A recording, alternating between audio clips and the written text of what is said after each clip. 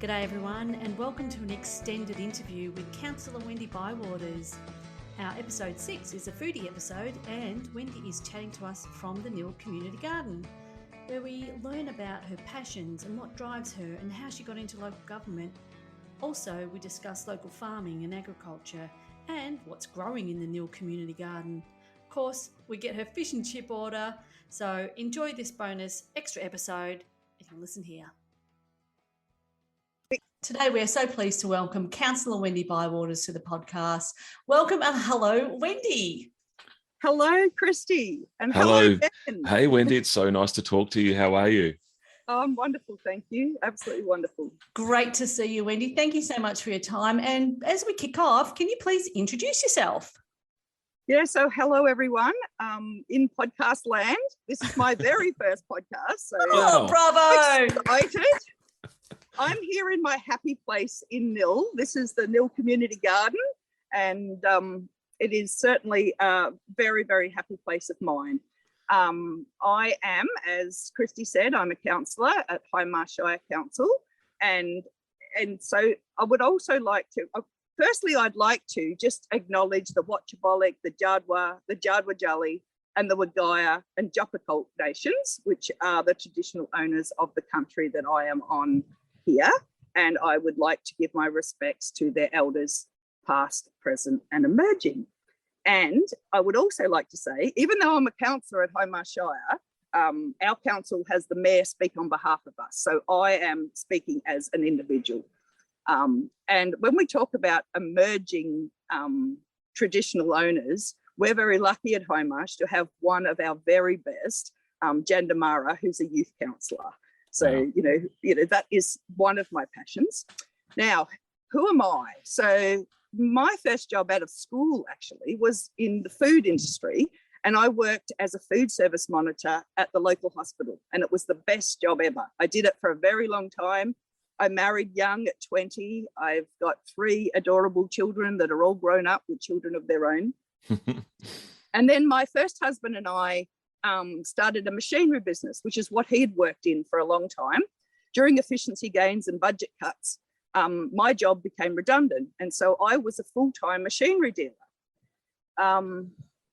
Sadly, my husband died less than 2 years into our machinery business, so I became the sole director of a machinery business that employed 11 people, lots of young apprentices. We were really proud of the fact that we trained 7 young apprentices over our 12 years in our business, and I learned to love it. I somehow made a way of finding how to bring food into machinery. You know, when people come to look at tractors, we had awesome food, not just a steak sandwich. We had like really awesome food. We had gala events out at the little Desert Nature Lodge, and people would come. It was very good to me, and the business grew, and it took me overseas. So with machinery sales and that sort of thing, I went to China, America, Fiji, India, I think was my last big trip. So I got to experience food in all those different countries, and I'm very adventurous, so I loved it. Wow. A few years ago, I married my best friend, and we now have an older version of the Brady Bunch. There's myself and my 3 children and his 3 grown-up children, and we have 11 grandchildren between us. Whoa, oh my gosh. That's like me in a package. When I was a machinery dealer, I was so passionate about training people and my community, and I think I always have been. And that's my first experience with local government. I kept trying to find more women and more younger people to run for local government, and it sort of always come back to, you know, I'd be asking people and they say, well, you do it. And I looked around, and it turned out that every time there was this special event in our shire or our town, I was always there. And I thought, well, I'm there anyway, so maybe I'll put up my hand. And so I've been on council twice now, 2 terms, but not consecutive. Okay. Yeah. So that's me in a package. And I think one of my highlights as a councillor was just over 10 years ago when the Karen community first came to Nhill. So That's probably brings us to where we are now with my Karen food and that sort of thing. Yeah, so obviously you're a passionate person, and we can tell that the minute we start talking to you. So, and you're very committed to your community and passionate about your community. Can you tell us about that passion a little bit more, and what's driving you today to keep going? Oh, what drives me? People drive. I love people. I love different sorts of people. I love meeting people. When I was worked in the hospital sort of setting, I loved meeting, the different doctors, the speech therapists, all that sort of work that you do, with food and swallowing. As a machinery dealer, I had to find things I loved in that. And I found, selling new machinery was amazing. And I got to deal with the farmers that are feeding the world. I mean, we're a very unique shire here in that we haven't got many people, but we supply a lot of food to not only Australia, but to the world. This is broadacre cropping. So when you come here now, you'll see paddocks of just emerging crops, and wheat, barley, oats, canola, and in a few months from now it'll start to look amazing. Wow. So it's the people in our towns, and lots of our towns are getting smaller, but Nhill has actually been a very lucky town. For as long as I can remember, it's had about 2,200 people. And so the town has stayed the same, and a lot of that is because of the Karens coming and other nationalities coming, and our hospital and our employment and Loverduck and our farming community, and having that network. But what happens is, as farms get bigger, then you need less people to operate the farms. So one farmer may have been, had their little farm, but now that farm will be 10, maybe even 20 farms. Right. So there's less people in our outlying country areas. So we've got lots of roads, less people, and our towns are getting smaller. So I think we really need to work together. Each town needs to work together, each region needs to work together. And so my passion is building a better world and a better community and a better Wimmera where we live for my grandchildren and everyone's grandchildren. Wow. Absolutely. Yeah. Incredible. So that's what it's about. And we need people. Yeah. Wendy, we can see you're sitting in the community garden in Nhill. Can you it's an absolutely beautiful backdrop. Can you please tell us about the community garden, what types of produce people are growing and who's using it? Yes, I will. So our Karen community here in Nhill is about 10% of our population. So more than 200 and I don't know, it might even be 250. It's a bit hard. When the census comes out, we'll see. It's also hard to get it from that because, some people have been born here, but they still come from a refugee background. So it's a huge part of our community. And that happened about 10 years ago. And it was because we need more people and there was not enough people to fill the jobs. So the then manager of Loverduck brought 5 families. So that's the beginning. And we knew that we not only had to look after the people that were working, but we had to look after the wives that were home. We had to help teach them English. And we also had to look after the children and help them integrate into school. Yeah. So I think the community garden was one of those things. I know the council's part of that was a community grant, which I can't remember how much, but maybe a grand or two, I can't remember.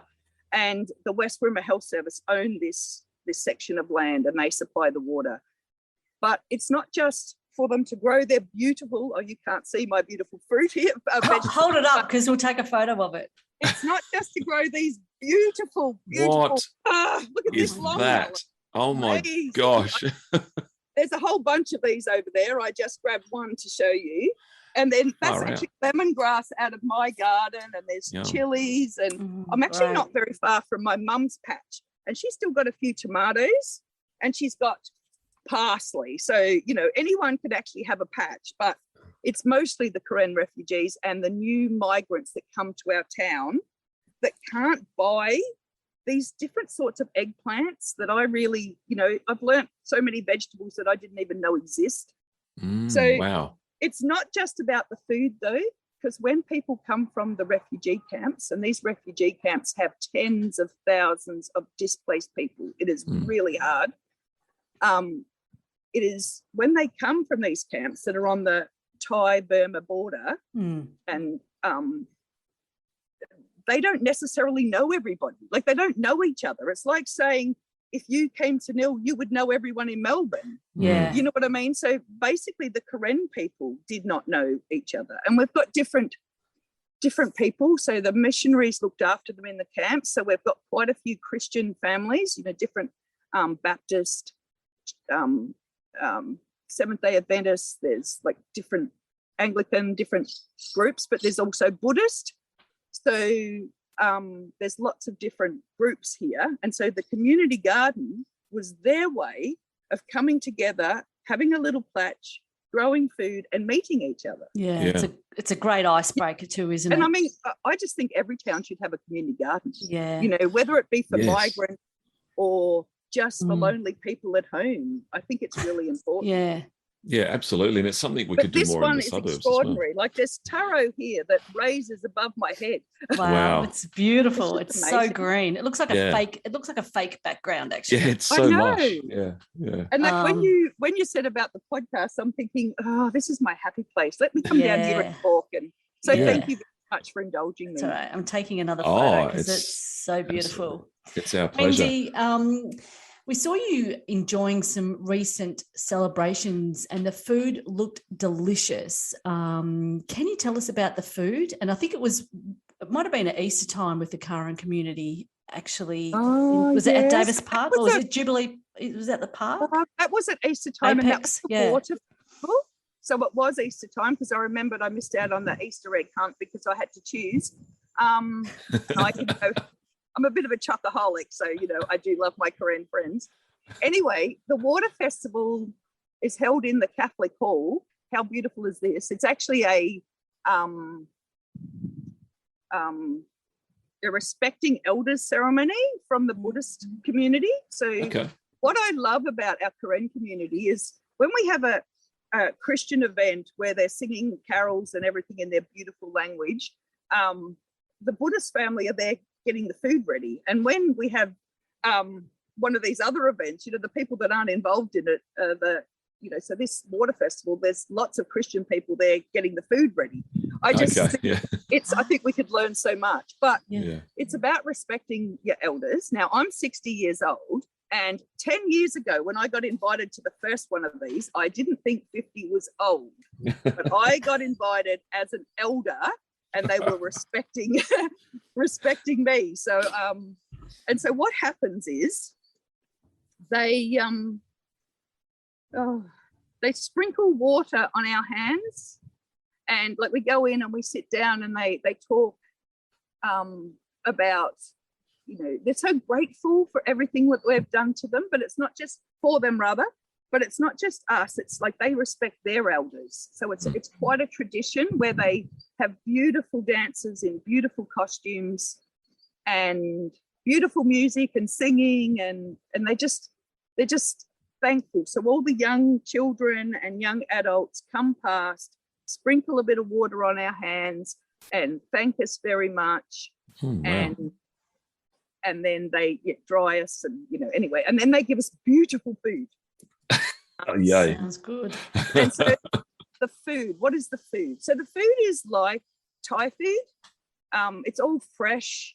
It's here's one funny thing. I've learned to not ask my Karen friends what sort of fish it is. So in their culture, fish is fish. Okay. That is funny. So they love fish, and fish is fish. So it might be a catfish or a carp or a whatever fish, some fish they've got frozen from their hometown, but basically their home country, but basically fish is fish.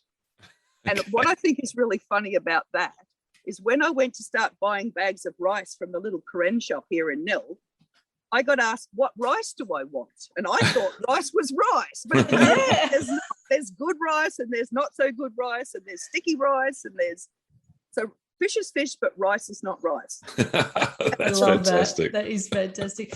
Hey, anyway, we laugh together, but their food is like a chicken curry with real lemongrass, real ginger, onion, garlic, chili. It's just, and yes, I cook it. Yes, I've been taught by my friends how to cook it. Fantastic. And I was given lemongrass by one of my Karen friends 10 years ago. Yep. She gave me a little bunch, and during COVID, I had so much lemongrass because I wasn't having guests come to my B&B because I actually run a B&B too on the side. But anyway, I had all this lemongrass. So I put a post on Facebook, anyone want lemongrass, non-contact delivery out the front. I was giving my Karen friends lemongrass. Fantastic. I'm a winner. Yeah. So you've come full circle. I had. So what other food? Fish, curries, rice, noodles. Yum. Just all the good stuff. Beautiful. I wish you could smell. It's just, amazing. Yeah. And the fresh flavors, absolutely. So you've obviously tried to cook it yourself, or not tried. Sounds like you're quite successful in cooking it yourself. No?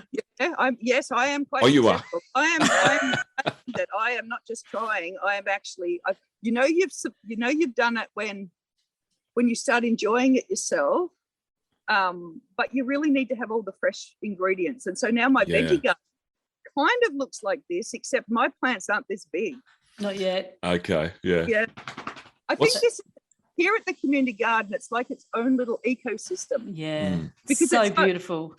It's got sugar cane and bamboo and can you give us we're trying to get a sense.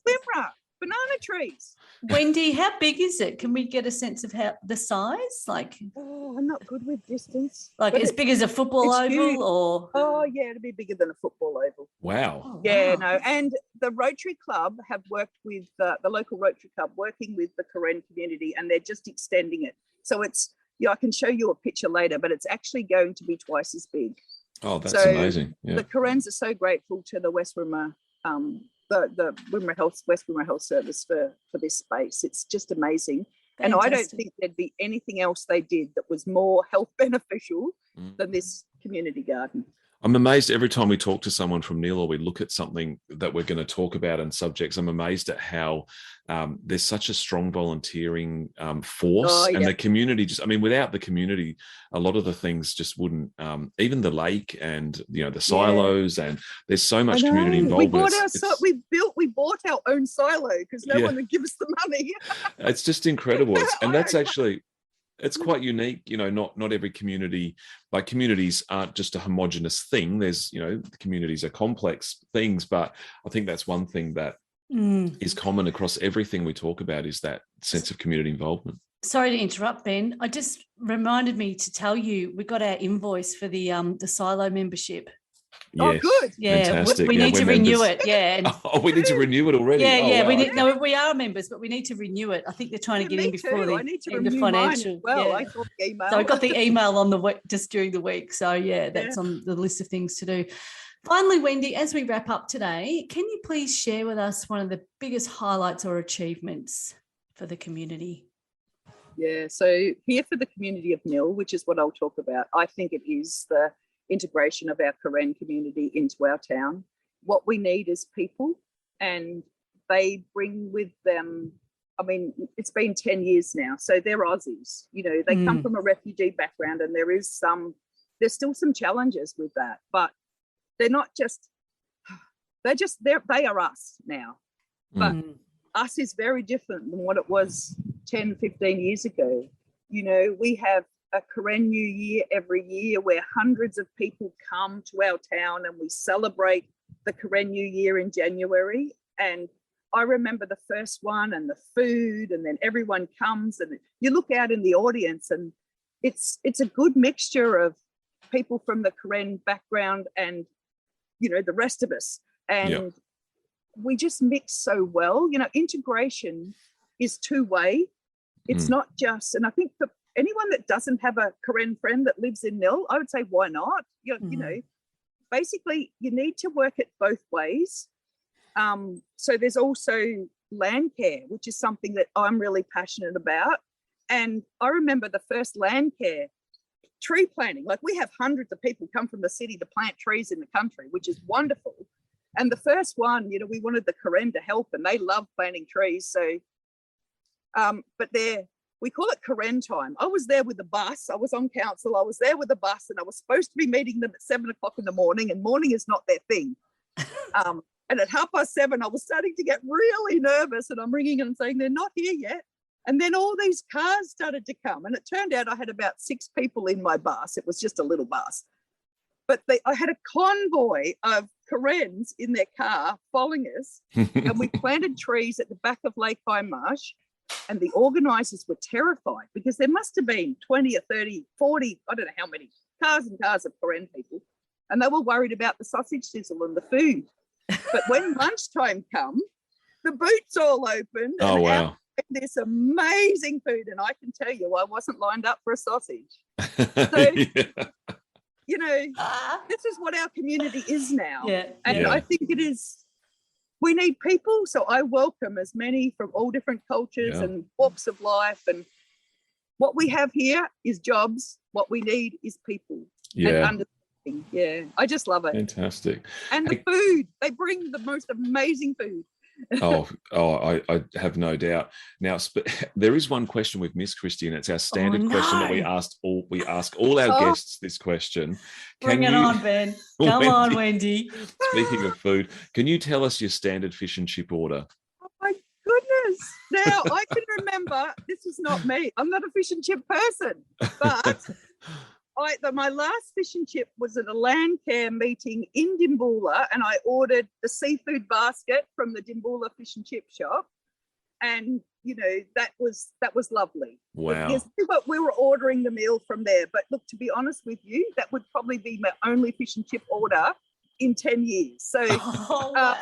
My order, mine, because I love food, would be just a bit of, we get fresh fish at the Nhill IGA every Wednesday, and I buy a salmon and I cook it with crispy skin, and I would cut chunky big potatoes and do them in a bit of duck fat and cook them in the oven and do a salad or veggies. Like, I'm sorry to all those fish and chip people, but when you've got fresh salmon and my boys, actually all my kids, not just my boys, all my children fish. So I'm used to fresh fish. So Okay. But look, that seafood basket at the Dimboola fish and chip shop, that was as good as I've ever bought from any fish and chip shop. Oh, amazing. I think. Sounds so good.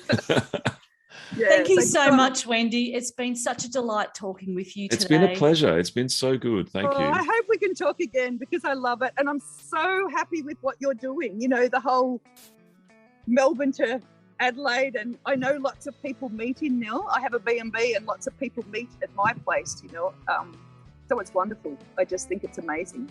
Yeah, and we're discovering so many interesting things about Nhill. So many more. So when you come through a little town like Nhill, the main street is not like it. There's so much in behind all those doors and all those places. Yeah, our little towns are amazing.